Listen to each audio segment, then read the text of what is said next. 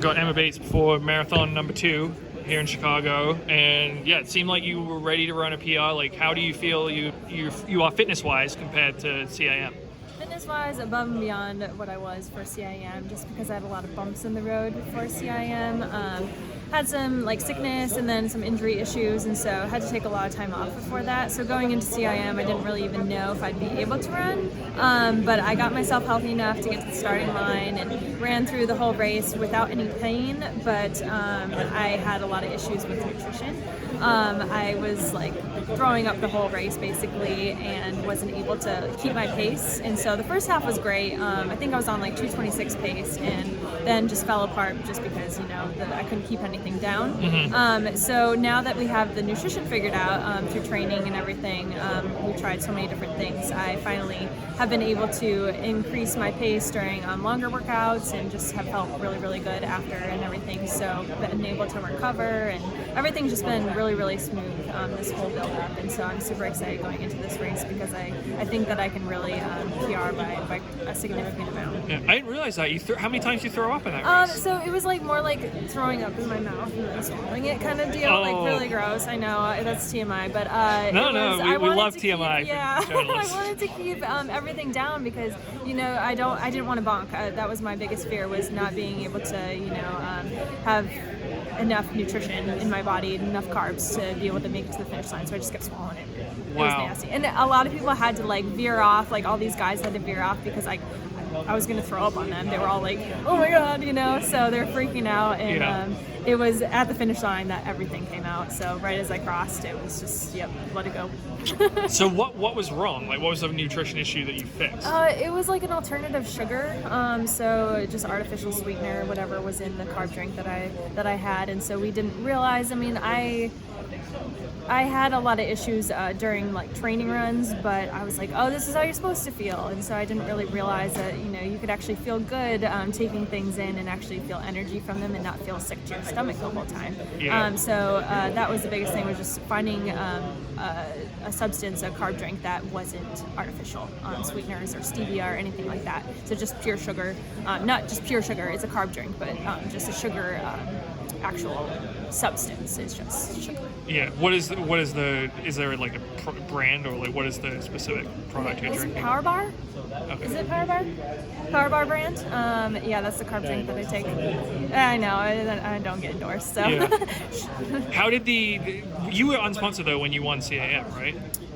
Yes, I was. So how did the contract come about? Did you have an agent at that point? How'd that whole thing work? Yeah, it was kind of a mix of finding a new agent in that time, and so I didn't know when I would be sponsored, so once I won CIM, a lot of companies actually took notice, and running for a bigger cause definitely just put me more on the radar of a lot more companies, just because I think being more of just a runner is something that is very important to companies nowadays, and so ASICS really took note of that, and I'm very much involved in things that are beyond running, and so that was, I think, the biggest factor, was getting a sponsor, was being more than just a fast time, basically. So what do they let you do beyond running?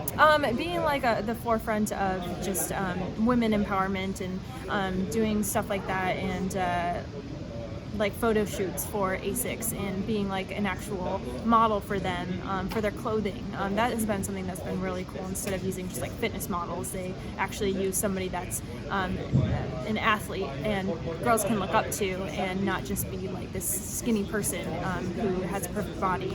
And I'm the epitome of a distance runner, big chest and strong legs and stuff like that. So I think that's really cool to see that companies are doing stuff like that, and ASICS is at the forefront of making that happen. Mm-hmm. And who's your agent now?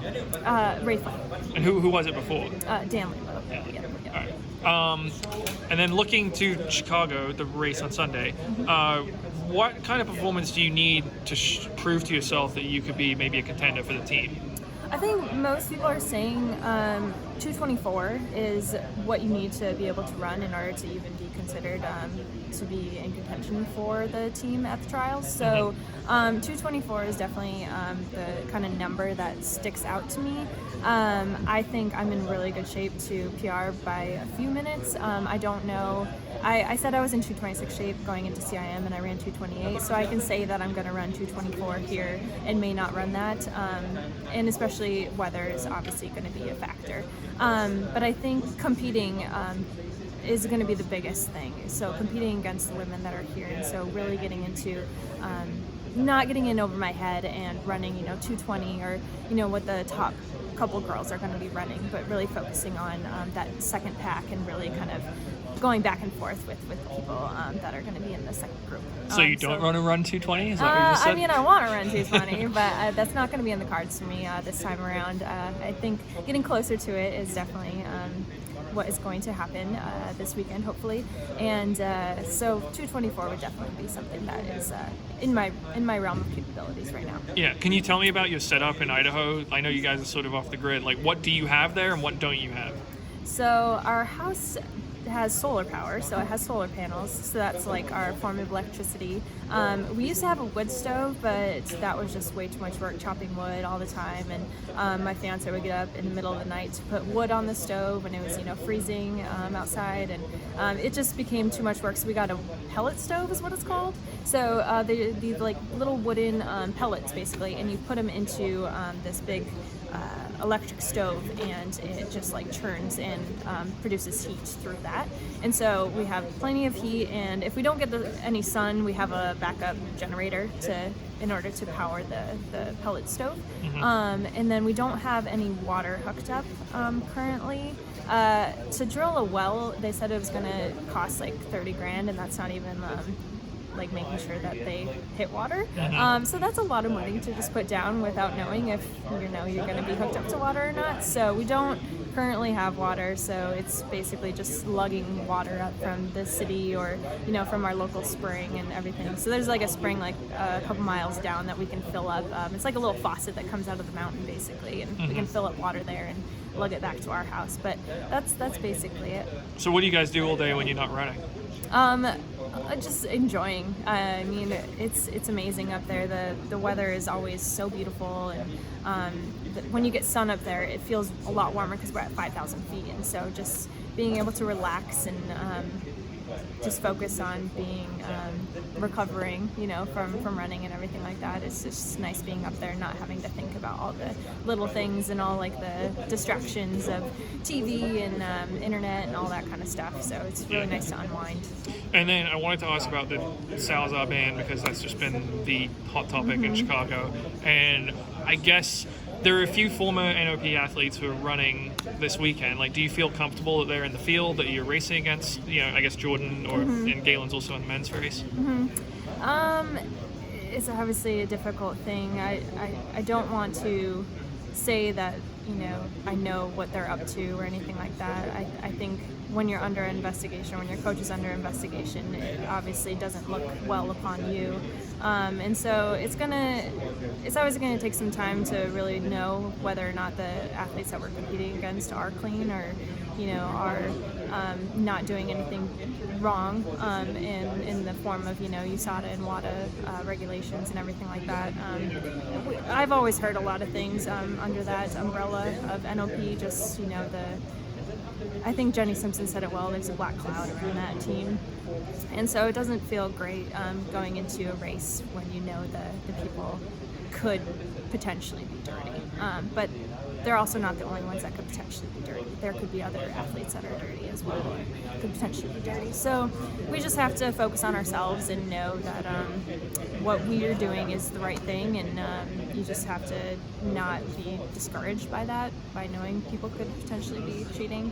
So it's a mixed bag of emotions, because I'm glad that it all came out, that we're actually finally doing something, because it's been such a long time that we've known this stuff is going on. But yeah, you wonder. It makes you wonder about certain people. So it's it is what it is. But yeah, I hope something comes out of this, and hopefully, I mean, if I were in their situation, I wouldn't be here. If I was in one of the NOP athletes' situation, I wouldn't be running today, or running this weekend.